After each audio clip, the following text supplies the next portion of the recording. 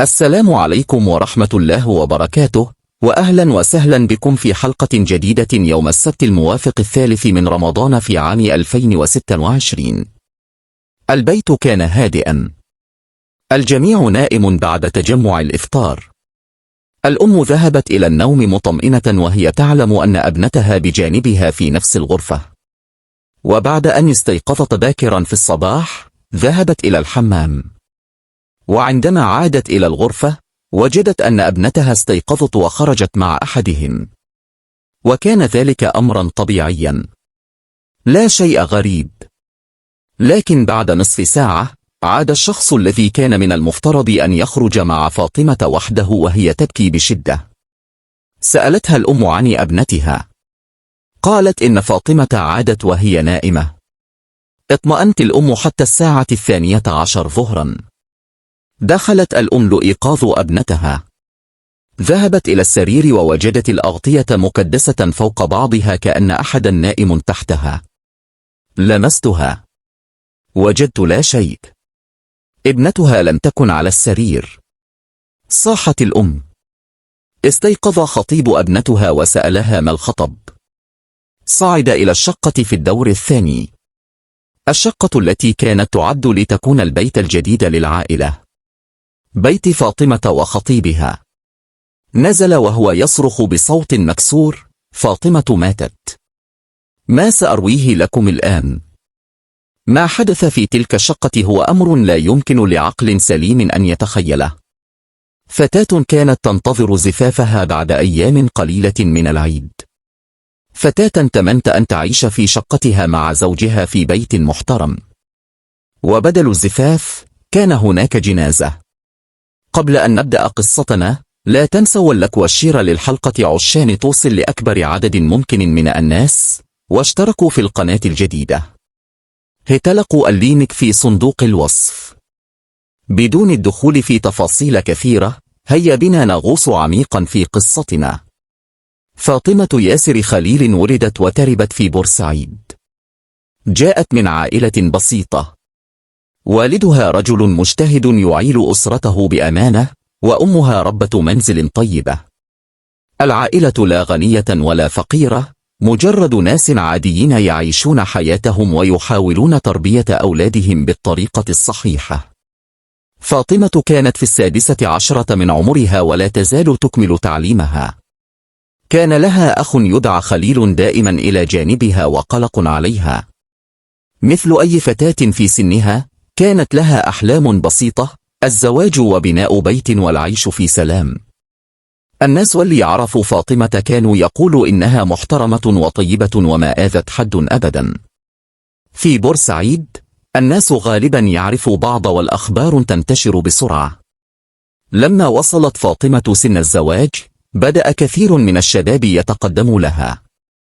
والدها كان يدرس كل خاطب بعناية لأنه يعلم أنه يختار مستقبل ابنته وما يريدش يغلط.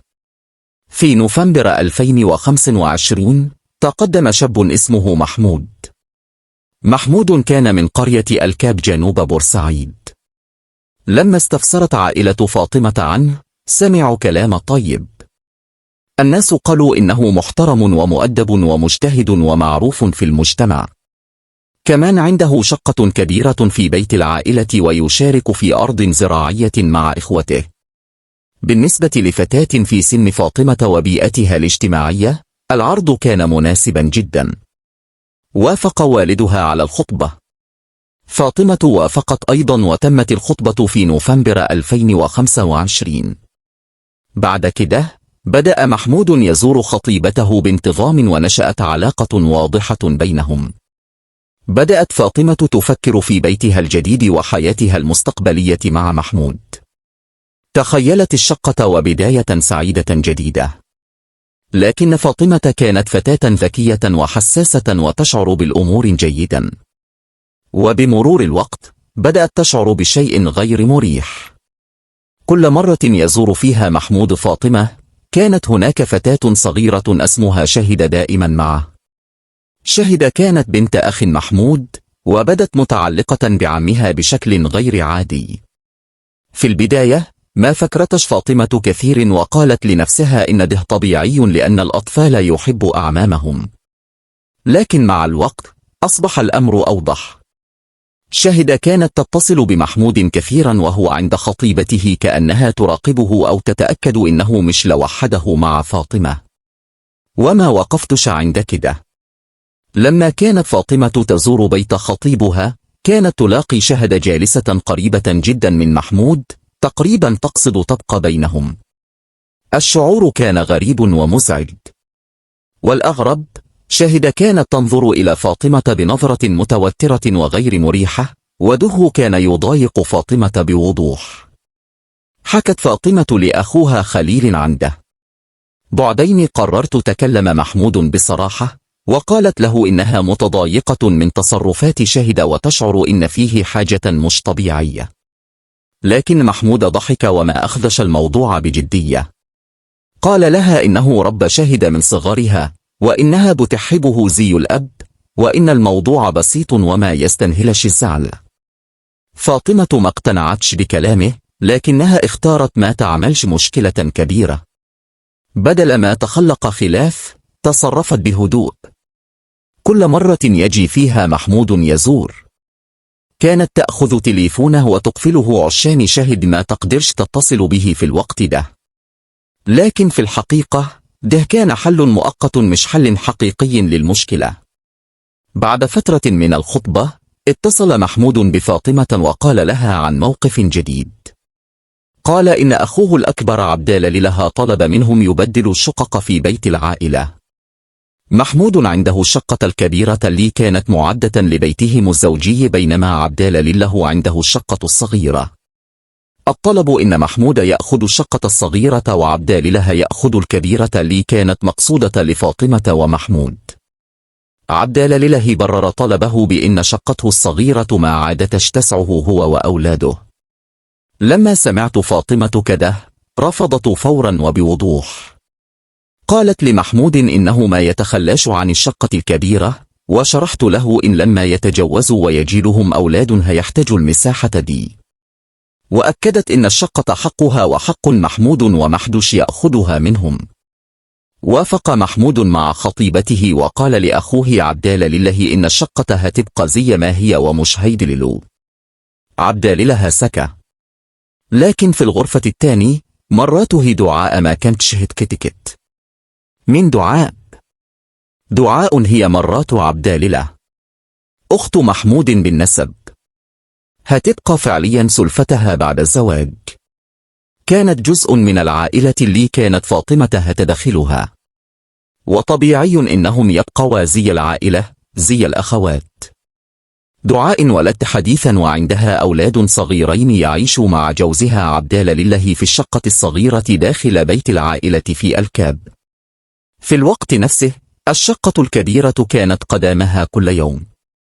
كانت تشوف شغل التشطيب يخلص، الدهان الجديد، والأثاث يتجهز. كانت تشوف كل التفاصيل، وكان واضح إن الشقة دي مش هتبقى لها. الحسد والطمع غالبا ما يهملوش صلة الرحم، وداخلها كان يتشكل قرار خطير. الأيام الأخيرة قبل الجريمة في الأيام الأخيرة من فبراير 2026، أيام قليلة قبل رمضان، اتصل الحج ياسر بمحمود ودعاه للإفطار عندهم في أول يوم رمضان. رحب محمود بالدعوة ووعد إنه هيجي. فعلا في أول يوم رمضان راح محمود وأفطر مع فاطمة وعائلتها في بيتهم في بورسعيد. الجو كان دافئ. العائلة كانت مضيافة وبسيطة، ومحمود حس بدفء وحقيقي وترحيب. في اليوم الثاني من رمضان رجع تاني وأفطر معهم مرة تانية لأنه فعلا قدر البيئة العائلية الصادقة في بيتهم. بنهاية اليوم الثاني من رمضان طلب محمود من الحج ياسر يسمح لفاطمة وأمها يروحوا معاده لبيت عائلته في الكاب. عشين فاطمة تشوف اللمسات الأخيرة في الشقة الجديدة وتطمع. وافق الحج ياسر بدون تردد لأنه كان يثق في محمود.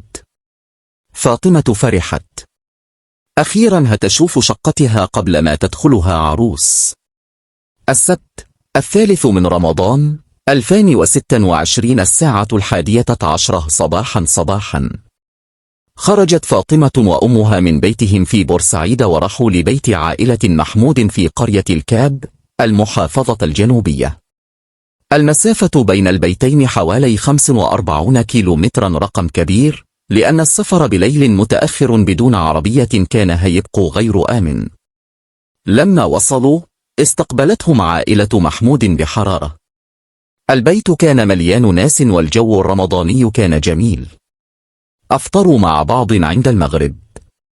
كان في أكل كتير والوقت مر بسرعة. فجأة بقي نص الليل وفاطمة وأمها حسوا إنهم اتأخروا وما فيش مواصلات في الساعة دي. طلب محمود منهم يباتوا ووعد إنه يوصلهم الصبح. اتصلت فاطمة بأبوها وشرحت الوضع. فهم الوضع ووافق. الكل نام. فاطمة وأمها ناموا على الأرض في غرفة الأولاد، حيث كانت شاهد نايمة كمان على فرشة على الأرض. سحروا، أدركوا الفجر ورجعوا ناموا. الصباح يوم الجريمة 8:30 صباحا.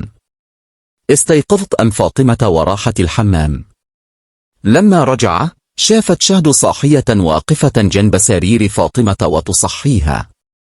سألتها الأم بهدوء: لهي بتصحيها بدري كده؟ ردت شاهد بشكل طبيعي، قالت إنها عايزة تأخذ فاطمة تتمشى بره عشين يستمتع بالزرع والهواء الصباحي. تفسيرها بدا طبيعي وما فيش شيء مريب. استيقظت فاطمة، لبست وخرجت بره مع شهد. أمها راحت المطبخ تساعد أم محمود في تحضير أكل الإفطار. بعد نصف ساعة رجعت شهد لوحدها بتبكي وبتترعش. راحت لجدتها وقالت إنها تعبانة. قالت لها جدتها ترتاح. في نفس الوقت شافتها أم فاطمة وسألتها عن بنتها. قالت شهد إن فاطمة رجعت ونامت في غرفة الأولاد. اطمأنت أم فاطمة وكملت تحضير أكل الإفطار. 12 ظهرا. اقترحت أم محمود إنها وأم فاطمة يقعد بره قدام البيت يستمتع بالهواء. الجو الرمضاني بره كان هادئ وجميل. وهم قاعدين سألت أم فاطمة ولد صغير، واحد من أولاد إخوة محمود، يروح يشوف فاطمة صاحية ولا لسم نايمة. الولد راح ورجع قال إنها لسم نايمة. حتى دعاء مرات عبدال لها قالت نفس الكلام. اتعجبت الأم. فاطمة نايمة كل الوقت ده مش من طبعها، لكنها سكتت وقعدت بره. بالضبط الساعة 12 مساء قررت الأم تدخل تصحي بنتها بنفسها. دخلت الغرفة، مشت للسرير ولقت الأغطية مكدسة كأن حد نايم تحتها. مدت أيدها ولمست الغطاء لكن ما لقتش حاجة. بنتها مش موجودة. قلبها وقف. جريت بره وبدأت تنادي على محمود بصوت عالي. محمود صحي بسرعة، طلع وسأل إيه اللي حصل. سألته الأم عن فاطمة وقال لها ما يعرفش حاجة وما شافهاش. زاد قلق الأم وبدأت تدور في البيت كله وتنادي على بنتها. بدأ محمود يدور معها. لما ما لقوهاش في الدور الأرضي طلع محمود للشقة في الدور الثاني عشان يشوف لو فاطمة هناك. وفي ثواني نزل وهو بيصرخ: فاطمة ماتت. الانفجار في الصرخة ملأ الجو. تجمع الجيران بسرعة والخبر انتشر زي النار في الهشيم. وصلت الإسعاف، جت سيارات الطب الشرعي، وتجمعت قوات أمن كبيرة قدام بيت عائلة محمود. وصل الخبر للحج ياسر في بورسعيد. وهو في طريقه للشغل قابل جاره على السلم وشه متوتر وحزين. همس له الجار: بنتك فاطمة ماتت.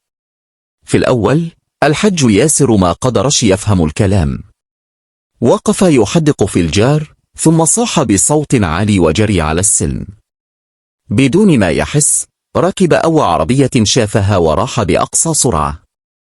بعد فترة وصل الأب لقرية الكاب. لقي الشرطة والإسعاف واقفين قدام البيت. جري بسرعة بينهم وهو بيصرخ وينادي اسم فاطمة. رئيس المباحث شافه، هداه شوي وسمح له يدخل البيت. البيت كان محاصر بحزام أمني، لكن الأب دخل مع واحد من الضباط. اللحظة اللي شاف فيها فاطمة ما قدرش يتكلم ولا يتحرك. كانت ملقاة على الأرض في الشقة بالدور الثاني.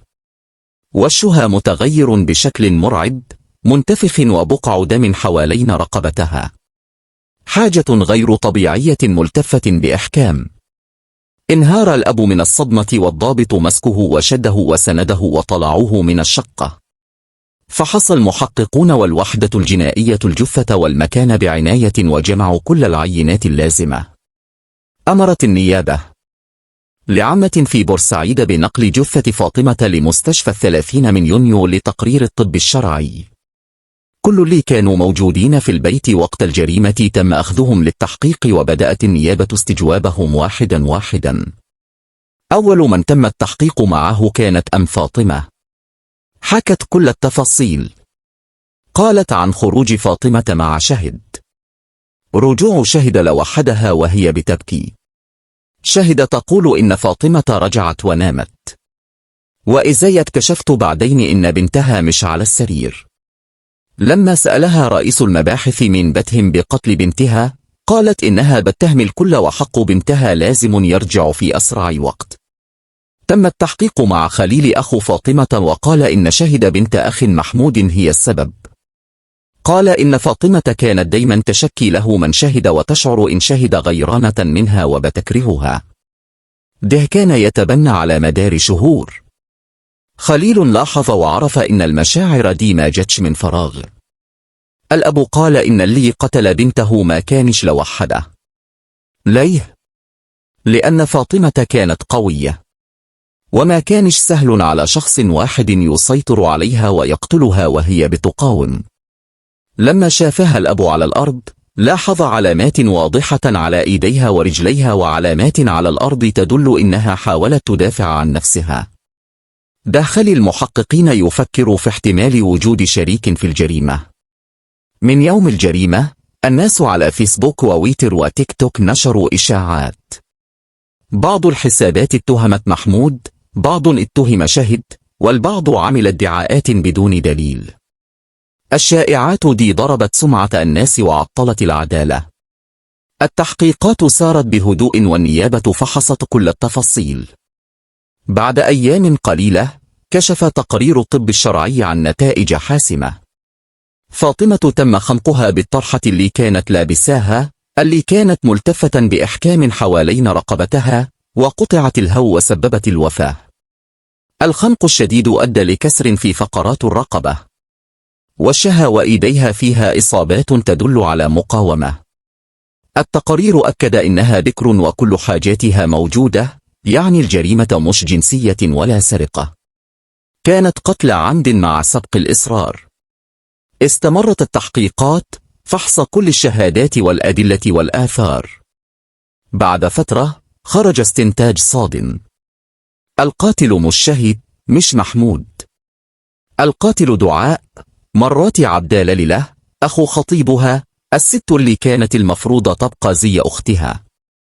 خلال التحقيقات، اعترفت دعاء بكل حاجة بدون إنكار.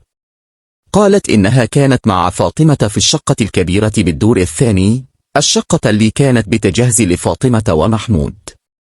في الصباح الباكر، خرجت مع فاطمة وطلبت منها بصراحة إنها تسيبها هي ومحمود يعيش في الشقة الصغيرة، بينما هي وزوجها عبدال له وأولادهم يأخذوا الشقة الكبيرة، مدعية إنهم محتاجين المساحة الزيادة بسبب الطفل الجديد. غضبت فاطمة ورفضت الطلب بشدة. هاجمتها دعاء، دفعها بقوة، ووقعت فاطمة على الأرض وضربت رأسها في حافة درابزين. فقدت الوعي. شافت دعاء إن دي فرصتها. مسكت طرحة فاطمة اللي على رأسها، لفتها بإحكام حوالين رقبتها، وسحبت لحد ما تأكدت إن فاطمة ما عادش بتتنفس. بعد كده، خرجت بسرعة من الشقة. دخلت شقة جوزها في الدور الأرضي وتصرفت بشكل عادي كأن فيش حاجة حصلت. لما سألتها أم فاطمة عن بنتها ردت ببرود: بنتك لسه نايمة. بعد اعتراف دعاء أمرت النيابة العامة بحبسها 4 أيام على ذمة التحقيق، وبدأت إجراءات معاينة مسرح الجريمة للتحقق من كل التفاصيل، لكن فيه أسئلة لسم بدون إجابة. الأب لاحظ علامات على أيدي فاطمة ورجليها تدل إن حد كان ماسكها. هل دعاء عملت كل ده لوحدها؟ هل كان فيه شريك ساعدها؟ مين ربط إيديها ورجليها وهي بتقاوم؟ وشهد اللي خرجت مع فاطمة ورجعت لوحدها بتبكي.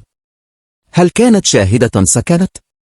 التحقيقات مستمرة والنيابة الاسم بتكشف التفاصيل. الموضوع ممكن يكون أكبر من مجرد خلاف على شقة بين الأصهار.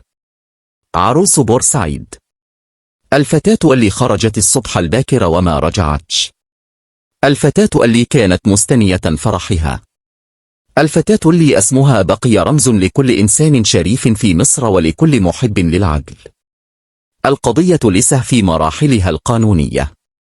النيابة العامة مستمرة في التحقيق. كل ما تظهر تفاصيل جديدة هنكون هنا ننقلها.